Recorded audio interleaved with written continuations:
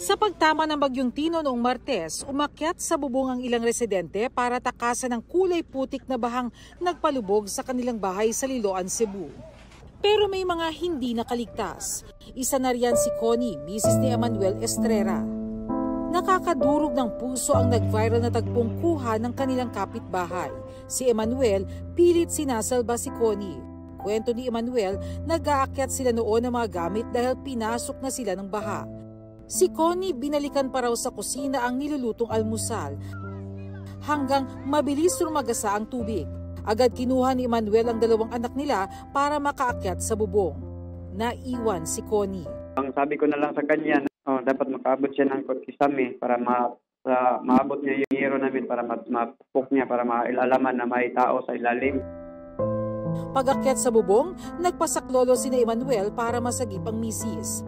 Ayon sa kapitbahay na kumuha ng viral video ng mag-asawa, narinig nilang kumalabog ang bubong ng bahay ni Connie at sumisigaw na ito ng tulong. Pero mahirap baklasin ang kanilang bubong. Nagdive ako, mga 3 beses siya para makita ko yung misis. Tapos bangbat nakita ko na siya, pinull out na namin pataas. Nagpatulong ako kung marunong mag-CPR kasi ako wala na akong lakas mag-CPR.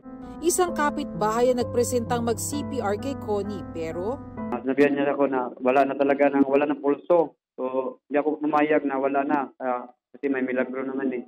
So, ako na lang doon hanggang nag-CPR hanggang maghapon.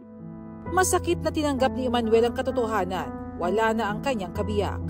Nang ma-rescue na sila, nakiusap siyang dalhin sa ospital ang asawa. Pero sa ilang ospital na inikot niya, walang Connie na na-admit. Sa huli, nakita na niya ang misis sa punerarya. Date, may milagro naman eh. Kung hindi sila naman naniniwala sa milagro, ako naniniwala. Hindi ako aalis sa asawa ko kung hindi sila nagpaasa. Nakikituloy muna sa mga kaanak ang dalawang anak ni Emmanuel. Nakaburol naman si Connie, ang kanyang high school sweetheart, katuwang sa pagpundar ng kanilang bahay at pagbuo ng kanilang pamilya.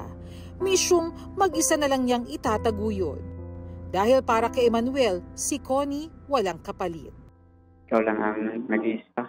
Sabi ko, ikaw na ang simula at katapusan.